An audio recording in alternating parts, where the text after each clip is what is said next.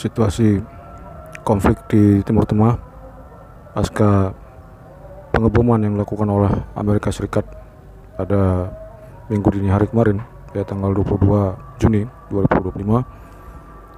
Ini justru menimbulkan eskalasi. Jadi reaksi dari berbagai negara dan juga PBB ya, dalam hal ini, dan bisa kita lihat ya bagaimana konflik ataupun perang yang terjadi ya antara Israel dan Iran ini justru akan membuat ya ketegangan yang begitu intens ya di berbagai belahan dunia, ya tidak hanya di wilayah Timur Tengah, tapi juga akan membangkitkan ya kecemasan ya bagi masyarakat global ya. Nah, dalam hal ini ya bisa kita lihat ya, kita perhatikan pada saat Prabowo ya mengunjungi Rusia ya dalam pertemuan di Saint Petersburg ya beberapa waktu yang lalu. Dalam pertemuan itu Prabowo menyebutkan bahwa posisi Indonesia ya masih tegas ya dalam prinsip bebas aktif ya, jadi tidak memihak ya pada kekuatan manapun ya di dalam konflik yang terjadi ya. Nah, namun perlu kita ketahui juga ya secara historis ya bagaimana munculnya kebijakan politik bebas aktif ini ya dalam konteks hubungan internasional atau politik internasional ya, dan pengalaman yang pernah terjadi ya bagi Indonesia sendiri. Nah, politik bebas aktif ini ya ini tidak muncul begitu saja, namun ada peristiwa-peristiwa yang memang menjadi situasi material ya ketika pasca Perang Dunia Kedua dan memasuki era Perang Dingin ya, dengan terbentuknya dua atau blok-blok, yaitu blok timur dan blok barat. Nah, blok timur ini direpresentasikan oleh kekuatan Uni Soviet, dan blok barat itu direpresentasikan oleh kekuatan Amerika Serikat atau Sekutu. Nah, pada tahun 1947 ketika itu ada pertemuan di New Delhi, India ya, dan pada saat itu yang menjadi utusan dari Indonesia adalah Sultan Syahrir.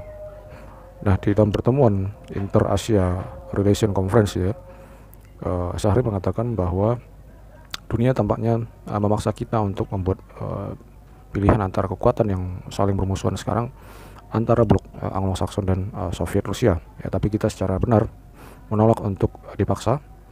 Kita mencari wujud internasional yang sesuai dengan kehidupan intern kita, dan kita tidak ingin terperangkap dalam sistem-sistem yang tidak cocok dengan kita, dan tentu saja tidak ke dalam sistem-sistem yang bermusuhan dengan tujuan kita, yaitu disampaikan oleh Syahrir pada pertemuan Inter-Asia Conference. Nah, selanjutnya di tahun 1948 ya, tepatnya di tanggal 2 September di Yogyakarta, saat itu Hatta menyampaikan satu pidato ya di hadapan Badan Pekerja Komite Nasional Indonesia Pusat ya, KNIP. Nah, di dalam pidato itu ya dalam hubungannya dengan politik bebas aktif ini, nah saat itu Hatta mengatakan bahwa Indonesia tidak perlu memilih Amerika atau Uni Soviet ya, sehingga Indonesia tidak menjadi objek dalam pertarungan politik internasional. Nah, di dalam pidato yang dikenal dengan judul Mendayung di antara dua karang ini ya, Hatta menyebutkan apakah bangsa Indonesia yang berjuang untuk merdekanya tidak mempunyai jalan lain daripada memilih antara pro Rusia atau pro Amerika. Pemerintah Indonesia berpendapat bahwa kedudukan Indonesia dalam politik internasional bukan tempat yang pasif. Politik Republik Indonesia harus ditentukan sesuai dengan kepentingan sendiri dan fakta-fakta yang dihadapi. Garis politik Indonesia ditentukan sesuai dengan kepentingan sendiri dan fakta-fakta yang dihadapi. Nah, garis politik kita tidak dapat digantungkan kepada politik negara lain yang mengejar kepentingan sendiri. Ya, itu yang disampaikan Hatta pada pertemuan Badan Pekerja KNIP di Yogyakarta. Nah, dalam hal ini ya, selanjutnya di tanggal 16 September 1948, Hatta mengungkapkan bahwa politik luar negeri Indonesia itu harus ditentukan oleh kepentingan negara yang dijalankan sesuai dengan situasi dan kenyataan yang sedang kita hadapi ya. Nah, sehingga secara implisit ya, baik itu yang disampaikan oleh Syahrir di pertemuan Interasia Conference ya di 1947 dan juga di tahun 1948 yang disampaikan oleh Hatta. Nah, secara implisit ya model politik luar negeri kita ini ya merupakan politik bebas aktif ya, jadi tidak memihak salah satu kekuatan yang sedang bertikai ya di masa perang dingin itu. Namun ada satu pendapat ya menurut seorang Indonesianis yaitu Herbert Fried ya pada tahun 1962 menyebutkan bahwa pada kabinet Ali Sastro Amijoyo lah ya pada tahun 1953 politik luar negeri yang bebas aktif itu memang baru benar-benar dilaksanakan ya. Karena apa? Karena sebelum kabinet Ali Sastro ya, Indonesia itu masih disibukkan pada urusan-urusan internal ya, ini persoalan mencari pengakuan kedaulatan dan juga sibuk dengan urusan-urusan domestik. Nah, kita tahu pada pasca proklamasi, pada pasca kemerdekaan masih terjadi yang namanya agresi militer ya, agresi militer 1 dan 2. Nah, jika kita melihat ya di masa pemerintahan Soekarno, nah prinsip bebas aktif ini bisa kita lihat dalam beberapa bentuk ya. Misalnya pada saat itu Indonesia menjadi inisiator konferensi Asia Afrika ya di Bandung di 1955, dan begitu juga pembangunan blok pembangunan satu kekuatan yaitu gerakan non blok atau GNB. Nah, dalam hal ini ya KA ataupun konferensi Asia Afrika ini merupakan kebijakan luar negeri Indonesia yang menerapkan prinsip membebaskan ya melakukan aliansi ya untuk pembebasan negara-negara ya, di internasional ya di dunia dari penjajahan. Nah, sedangkan dari GNB ya gerakan non blok ini merupakan wujud kebebasan ya negara-negara yang tergabung dalam GNB itu untuk tidak memihak ya salah satu blok ya dalam era perang dingin. Nah, di era Soekarno juga ya sikap tegas ini bisa dilihat ya dari pertemuan antara Soekarno dengan Presiden Kennedy ya di tanggal 24 April 1961 di Washington. Nah, di dalam pertemuan itu Kennedy ya meminta agar Indonesia sebagai negara yang merdeka ya tidak begitu saja dikuasai oleh kekuatan komunis ya atau kelompok Soviet ketika itu. Namun ada satu hal yang menarik ya di sini ketika Menteri Luar Negeri ya Subandrio yang ikut pada rombongan ke Washington itu mengatakan bahwa Indonesia ini tidak mau didikte ya baik oleh Moskow ataupun Beijing ya. Nah, dengan demikian ya Subandrio juga mengatakan bahwa Indonesia juga tidak mau diatur oleh Washington ya, jadi tidak kedua kubu itu ya baik itu kubu komunis maupun juga kubu kapitalis. Nah, sehingga di tahun 1960 ya dalam pidatonya ya Soekarno mengatakan ya bahwa pidato ini dikenal dengan atau dengan judul Jalan Revolusi Kita atau disingkat JAREK ya pada tanggal 17 Agustus 1960. Soekarno menyebut bahwa apa yang oleh orang luar menyebut ya policy of neutralism, kebijakan ya, sifatnya netral gitu ya bagi politik luar negeri yang dianut oleh Indonesia ini adalah salah ya. Sehingga politik bebas aktif yang dimaksudkan ataupun tidak memihak itu antara kelompok ataupun blok timur maupun blok barat banyak menganggap Indonesia ini menjalankan kebijakan netralitas ya netral ya atau yang disebut dengan policy of neutralism. Nah, Indonesia kata Soekarno ini tidak netral, kita tidak penonton langsung dari kejadian-kejadian di dunia ini. Kita tidak tanpa prinsip, kita tidak tanpa pendirian, kita menjalankan politik bebas aktif itu tidak sekedar secara cuci tangan, tidak sekedar secara defensif, tidak sekedar secara apologetis ya, sehingga hal ini sangat menarik ya bagaimana menegaskan sikap Indonesia ya di tengah pertarungan ataupun kekuatan yang saling bertikai ketika itu di antara blok barat dan juga blok timur ya. Nah, ada beberapa tokoh ya selain tadi kita sudah singgung baik itu Syahrir ya Hatta, begitu juga ketegasan Soekarno ya dalam memperjuangkan politik bebas aktif. Nah, selain dari mereka ini ada beberapa menteri luar negeri yang memberikan definisi terhadap politik luar negeri bebas aktif ini. Ya, misalnya Muchtar Kusumatmaja, ya ini salah satu yang pernah menjabat sebagai menteri luar negeri. Ya. Nah, Muchtar Kusumatmaja ya memberikan definisi kata bebas ya dari politik bebas aktif itu. Dan ini merupakan konsep ataupun Indonesia tidak memihak pada kekuatan-kekuatan yang pada dasarnya tidak sesuai dengan kepribadian bangsa ya sebagaimana dicerminkan dalam Pancasila ya. Nah, sedangkan kata aktif ya dalam konsep politik bebas aktif itu maksudnya adalah dalam menjalankan kebijakan luar negerinya ya Indonesia tidak bersikap pasif reaktif atas kejadian yang terjadi di dunia internasional melainkan bersifat aktif. Nah, atas dasar ya politik luar negeri yang bebas aktif tersebut, Indonesia mendudukkan dirinya sebagai subjek dalam hubungan luar negeri dan tidak menjadi objek. Ya, sehingga Indonesia tidak dapat dikendalikan oleh haluan politik negara lain yang berdasarkan pada kepentingan-kepentingan nasional negara tersebut. Ya.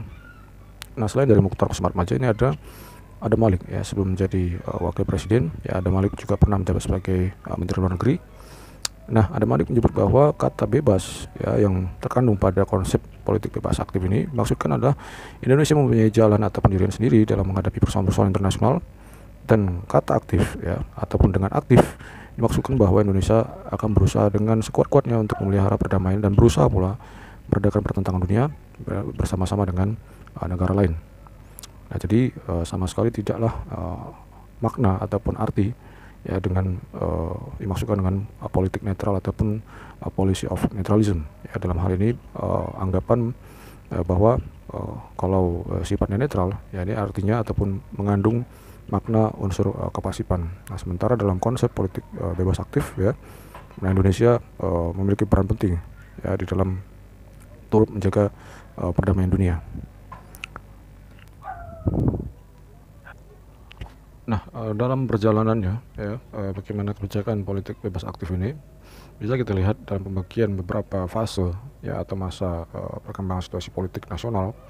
Nah, misalnya di masa 1945 sampai 1949 ya di masa mempertahankan kemerdekaan ya karena di masa ini juga terjadinya agresi militer ya upaya dari pihak Belanda terhadap kemerdekaan yang pernah yang sudah diproklamasikan oleh Indonesia sendiri ya. Nah, di masa ini pemerintah Indonesia ya menggunakan diplomasi untuk memperkuat ya kemerdekaan dari Belanda untuk memantapkan tujuan dalam memperoleh kedaulatan. Ya, misalnya bisa kita lihat di beberapa perjanjian yang ikut ya dilakukan oleh Indonesia sendiri ya, misal di dalam perjanjian Linggarjati ya di 1946 ya, begitu juga di perjanjian Renville ya di 1948 dan juga di konferensi meja bundar atau di KMB di 1949 ya. Nah, dengan demikian dalam beberapa perkembangan fase pertama ini ya dalam upaya mempertahankan kemerdekaan Indonesia ini, nah ini kita sudah turut ya dalam melakukan politik bebas aktif. Nah, selanjutnya di era demokrasi parlementer ya ini di 1950 sampai 1958 ya. Nah, karena di masa ini juga dikenal dengan jatuh bangunnya ya beberapa kabinet ya karena di sini menganut sistem parlementer ya, bisa kita lihat misalnya kabinet Hatta. Nah, di masa kabinet Hatta ini, nah di sini politik bebas aktif itu ya ini dimaknai sebagai upaya untuk menjalin persahabatan dengan blok barat dan blok timur ya, tujuannya untuk kepentingan nasional kita ya. Nah, setelah Hatta ya, itu masuk di kabinet Natsir ya di September 1950 sampai April 1951, begitu juga di kabinet Sukiman ya setelah Natsir ini di April 1951 sampai April 1952 ya, karena ini di masa ini didominasi oleh Masyumi ya. Nah, di masa ini kebijakan non-blok ya dari Indonesia ya secara bertahap berubah dan mulai condong ke pihak barat. Nah, setelah itu ya kabinet Sukiman ini ya diganti oleh kabinet Ali Sastro ya ini di Juli 1953 sampai Agustus 1955 dan Maret 1956 sampai April 1957 ya. Nah, karena kedekatan Ali Sastro ini ya dengan Soekarno, nah ini membuat Ali Sastro ini menjadi seorang yang anti kolonialis dan juga anti imperialis ya, sehingga tercermin dalam kebijakan politik luar negeri Indonesia pada saat Ali Sastro ini ya secara mendasar menjadi sangat nasionalistik. Nah, dengan demikian ya sejak tahun 1957 politik Indonesia ya politik luar negeri dari Indonesia ini berubah haluan ya ke arah Blok Timur. Nah, setelah setelah era demokrasi parlementer, kita memasuki demokrasi terpimpin ya ini di tahun 1959 sampai 1965 ya. Nah, di masa ini ya politik luar negeri Indonesia ini lebih agresif ya untuk anti kolonial dan juga anti barat. Nah, di akhir periode ini juga ya Indonesia secara tidak resmi ini bersekutu dengan negara-negara yang tergabung di dalam Blok Timur ya, atau biasa disebut dengan blok komunis atau sosialis. Nah, dalam rangka mempersatukan kekuatan-kekuatan bangsa ya Soekarno ini melancar ke politik luar negeri ya dengan tujuan untuk membebaskan Irian Barat ya pada saat itu. Nah, selain itu juga ya Soekarno pada masa ini membagi kekuatan ataupun mempersepsikan kekuatan global itu dalam dua kekuatan ya. Pertama itu adalah kekuatan baru ya yang dimaksudkan bahwa negara-negara yang baru merdeka dan tidak menolak tergantung dengan negara-negara negara-negara penjajah dan menyebut bahwa negara-negara penjajah ini sebagai old force ya, old established forces atau old emerging forces. Jadi NEFOS itu adalah new emerging forces, kekuatan baru di dunia yang dimana negara-negara tersebut adalah negara-negara yang baru merdeka atau negara-negara yang memiliki keinginan ya kuat untuk merdeka dari penjajahan. Nah, pada masa ini juga ya Soekarno mengeluarkan kampanye untuk mencegah pembentukan Federasi Malaysia ini di tahun 1963. Nah, dengan kebijakan ini ya ini merupakan awal konfrontasi Indonesia Malaysia ya, di mana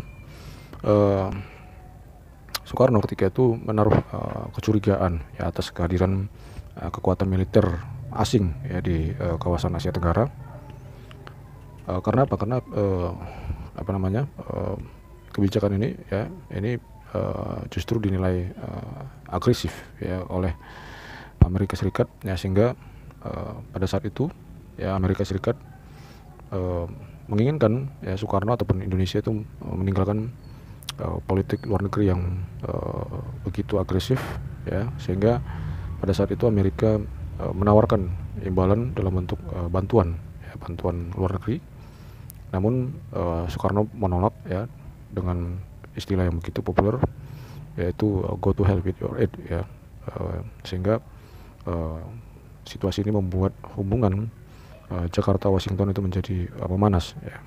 Nah, dari situasi yang memanas ya antara hubungan Jakarta dan Washington di masa ini, nah ini dianggap sebagai orientasi politik luar negeri dari Soekarno itu lebih condong ke Blok Timur. Nah, sehingga dari sikap tersebut ya Indonesia memutuskan untuk keluar dari keanggotaan PBB ya di tahun 1965.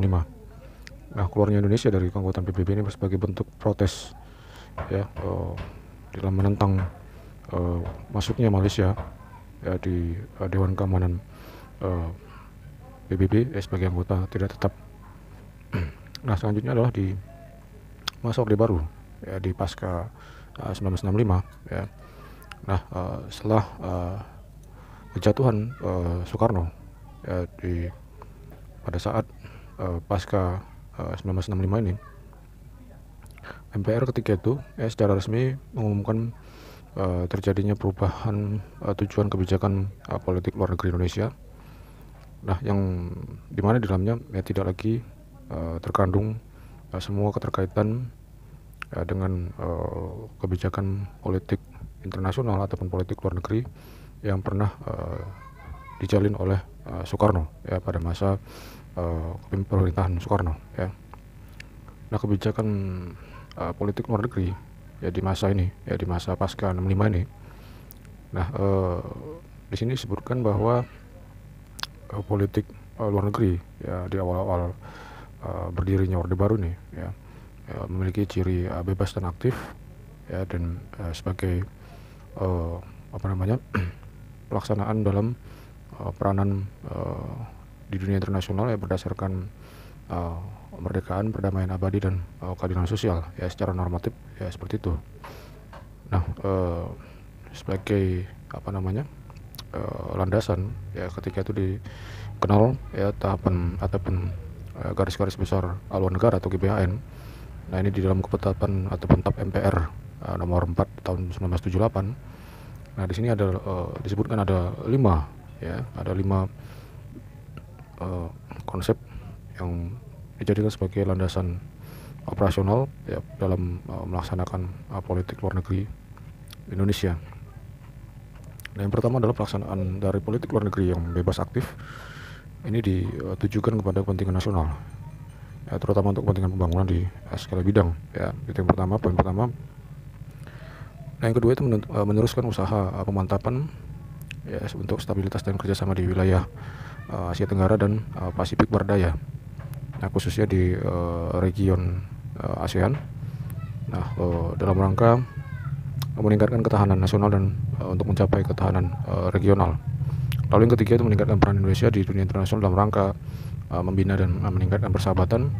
Begitu juga untuk kerjasama yang saling bermanfaat antara bangsa-bangsa. Lalu yang keempat itu memperkokoh kesetiakawanan, persatuan, kerjasama ekonomi di antara negara-negara yang sedang membangun untuk tujuan mempercepat terwujudnya tata ekonomi dunia baru. Lalu yang kelima itu meningkatkan kerjasama antar negara untuk menggalang perdamaian dan ketertiban dunia demi kesejahteraan umat manusia berdasarkan kemerdekaan dan keadilan sosial. Nah, itu yang ada 5 ya landasan operasional dalam pelaksanaan politik luar negeri Indonesia ya menurut TAP MPR nomor 4 tahun 1978 itu di masa Orde Baru.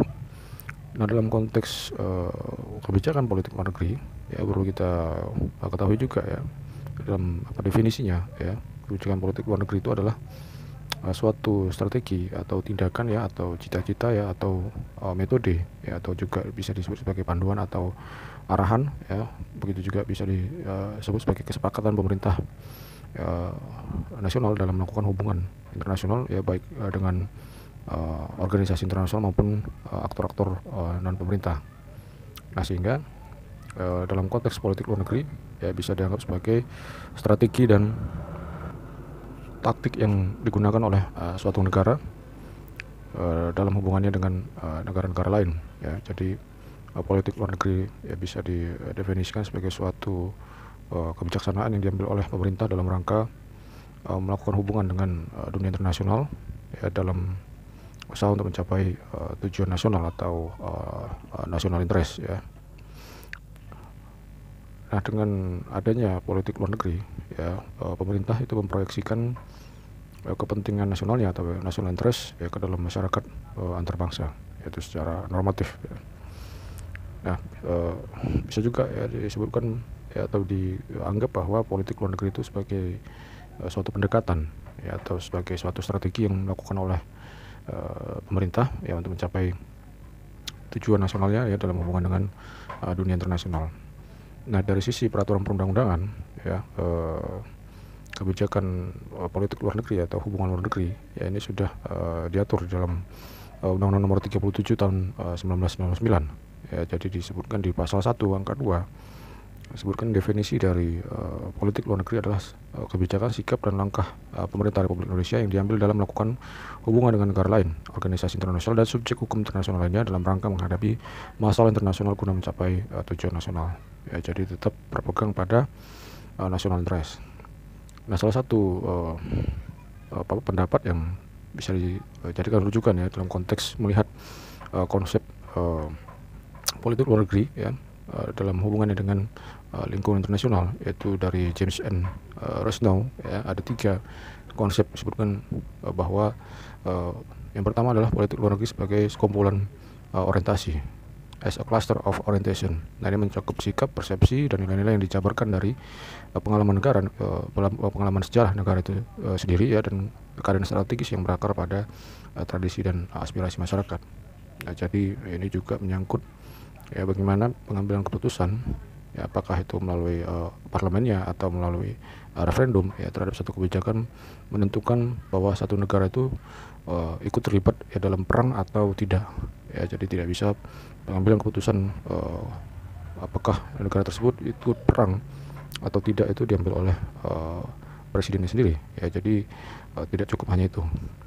Nah, yang kedua itu politik luar negeri sebagai seperangkat komitmen dan rencana bertindak, as a set of commitment to and plan or action. Nah, jadi di sini dalam konsep ini ya bahwa politik luar negeri sebagai seperangkat komitmen dan rencana bertindak.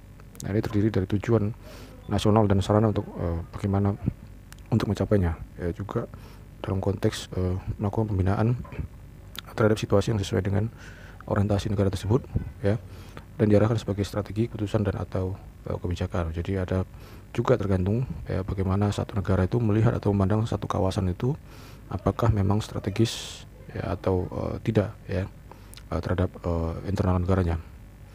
Gitu juga misalnya apakah ya hubungan yang akan dibangun ataupun yang sudah dibangun itu dengan konteks hubungan internasional dengan negara lain ya, apakah itu komitmennya memang sesuai dengan national interest atau tidak. Lalu yang ketiga itu adalah politik luar negeri sebagai bentuk perilaku, tindakan atau aksi nyata. Nah, di sini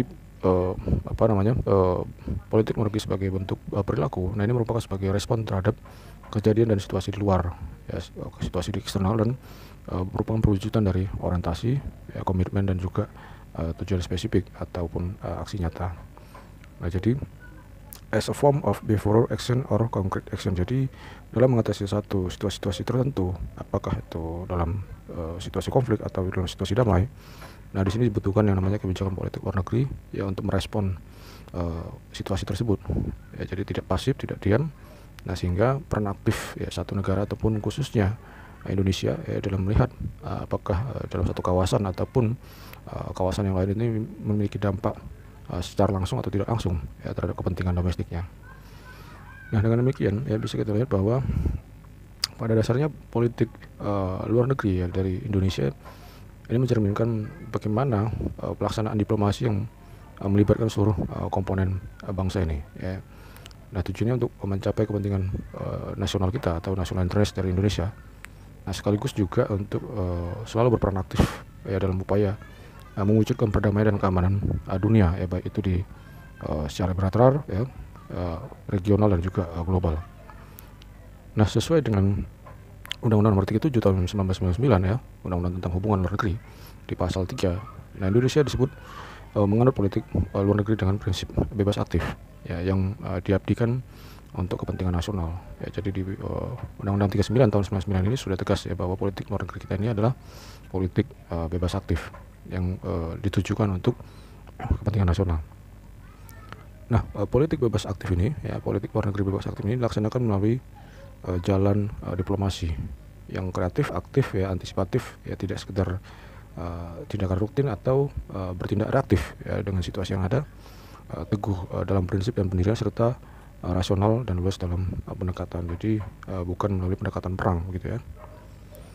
Nah, dengan demikian apa yang dimaksud dengan politik luar negeri bebas aktif ya.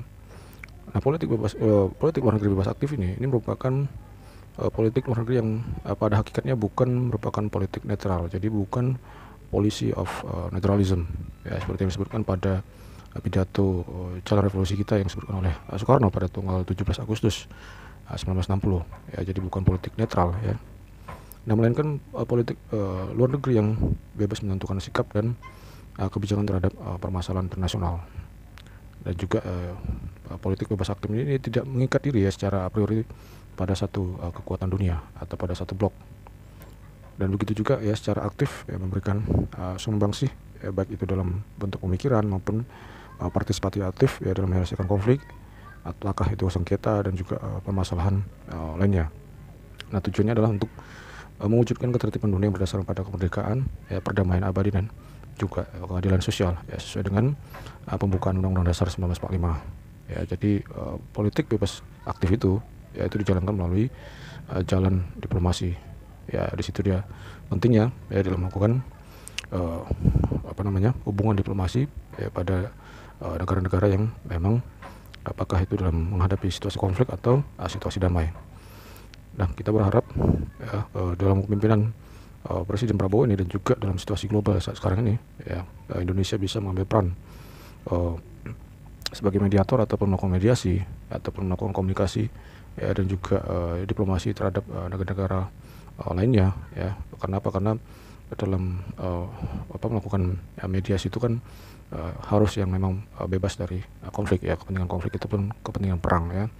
Nah, sehingga tidak begitu lama ataupun tidak melebar, ya, konflik yang terjadi di Timur Tengah saat ini, ataupun ya, sebagai upaya untuk mencegah, ya, agar terjadinya perluasan konflik, ya, karena situasi yang terjadi di Timur Tengah ini, ya, tidak bisa dianggap satu problem yang kecil gitu, ya, karena ini menyangkut beberapa kepentingan negara yang bisa berimbas pada hal misalnya di bidang ekonomi, ya, apalagi Selat Hormuz itu menurut pemberitaan kemarin telah diblokade oleh Iran, ya. Ini akan berdampak pada 20% ya, pasokan minyak dan gas yang melalui selat tersebut, ya, dan begitu juga pasti akan berdampak pada kenaikan harga minyak, ya, dan situasi ekonomi yang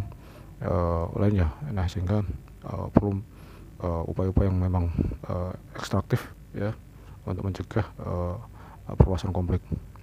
Baik, itu saja yang kita sampaikan pada video kali ini. Jangan lupa untuk like, subscribe, dan juga komen. Selamat malam.